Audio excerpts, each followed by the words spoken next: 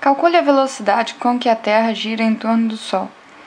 A gente vai usar aproximado o valor do G, 7 vezes 10 a menos 11, a massa do Sol como 2 vezes 10 a 30 kg.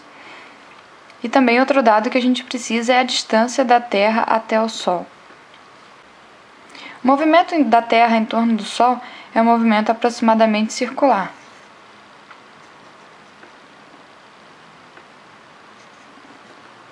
Então tem aqui a Terra e o Sol.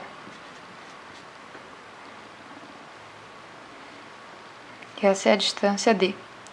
Se esse movimento é aproximadamente circular, significa que a gente tem uma força apontando para o centro, que faz o papel de força centrípeta. Em todo movimento circular tem que ter uma força apontando para o centro, que a gente chama por isso de força centrípeta. Nesse nosso caso aqui, essa força é a própria força de atração do Sol sobre a Terra. Então, a gente vai escrever que a força centrípeta é a força gravitacional.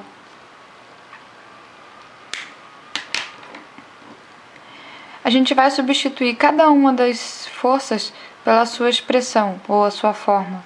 Então, a força centrípeta é mv2 sobre o raio.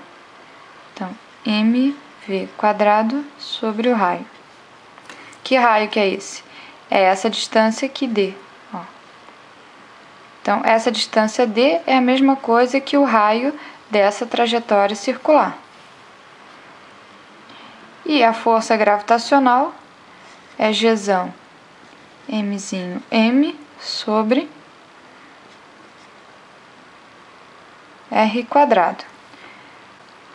Eu já escrevi direto r² porque o r é a mesma coisa que o d. Então, em vez de escrever d², eu escrevi r². Falta a gente definir também quem que são essas massas aqui. Então, a massa do Sol a gente vai chamar de mzão e a massa da Terra é o mzinho. Como a força centrípeta está aplicada na Terra, esse mzinho da força centrípeta tem que ser a massa da Terra. Aqui é a massa do Sol e aqui é a massa da Terra. A gente está vendo aqui nessa expressão que a gente pode eliminar algumas coisas. Então, a gente pode cortar esse mzinho com o mzinho e podemos cortar esse r com um desses dois r's que tem aqui, vai sobrar um r só de um lado. Então, a gente vai ficar com v² igual a g mzão sobre r. E aí a gente vai fazer a raiz quadrada disso, gm sobre r. Isso é a expressão que me diz a velocidade orbital.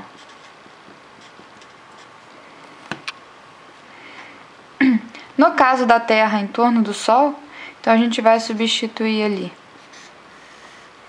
7 vezes 10 a menos 11 no lugar do G, 2 vezes 10 a 30 no lugar da massa do Sol, e vamos dividir pela distância, que é 15 vezes 10 a 10 metros. Então, 7 vezes 2, 14. Embaixo, 15. E aqui as potências de 10, basta a gente fazer, ó, menos 11 mais 30. E a de baixo, que está mais 10, sobe como menos 10. Quando a gente dividir 14 por 15, isso vai dar aproximadamente 0,9. E aqui, menos 11 com menos 10 dá menos 21. E menos 21 mais 30 dá mais 9. Aqui tem 9 zeros. Se a gente pegar um deles aqui, a gente vai multiplicar e essa vírgula vai vir para cá. Então, vai ficar raiz de 9 vezes 10 a 8. Estou fazendo isso porque a raiz de uma potência par, então aqui vai ficar um expoente inteiro, porque vai ser 8 dividido pelo 2 que está aqui. Raiz de 9, 3. E raiz de 10 a 8 é 10 a 4, é a metade, só dividir por 2. Isso na raiz quadrada, porque é 2 aqui.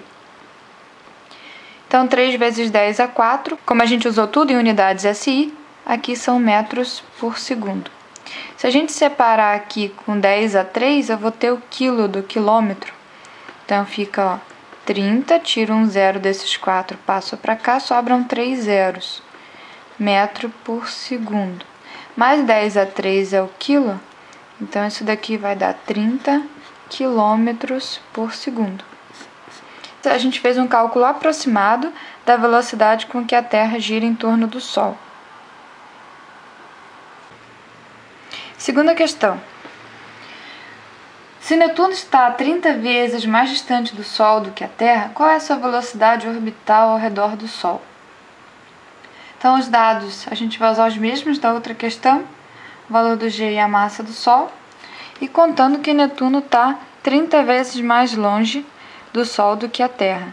A gente vai usar o mesmo resultado da outra questão, lembrando que a velocidade orbital da Terra que a gente calculou era Gm, aqui era a massa do Sol, aqui era a constante de gravitação universal, que é igual para todos os casos, e aqui o R era a distância da Terra até o Sol.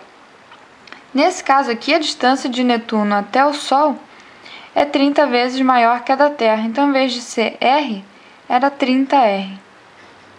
Então, essa parte aqui vai continuar igual era antes. A única coisa diferente que vai ficar é o 30 embaixo. Então, eu vou escrever a mesma conta que a gente tinha feito antes, quer dizer, o resultado da mesma conta, que é a raiz de 9 vezes 10 a 8, e vou dividir isso aqui por 30. Então, esse 30 aqui a gente pode pensar como 3 vezes 10, e 9 dividido por 3. Se eu dividir 9 por 3, vai dar 3. E 10 com 8, e 10 elevado a 8, menos 1. Aqui é um positivo, sobe menos 1, então 8 menos 1 vai dar 7. Raiz de 30 vezes 10 elevado a 6. Tiro um desses 10 daqui, multiplico pelo 3, fica 30, e em vez de 7 aqui fica 6, porque eu tirei 1. Então, isso aqui vai nos dar uma velocidade, raiz de 30. Então, vamos usar um número próximo de 30, que a gente sabe a raiz exata, ou 25 ou 36. Eu vou usar aqui o 25, a raiz de 25 é 5. Então, essa velocidade aqui é aproximadamente 5 vezes 10, 10 a 6. A raiz quadrada disso é 10 a 3, que é a metade. Metros por segundo, que é a unidade SI de velocidade, que é o que a gente está calculando. Como o 10 a 3 é o quilo, o K sempre significa 10 a 3, então isso aqui são 5 quilômetros por segundo.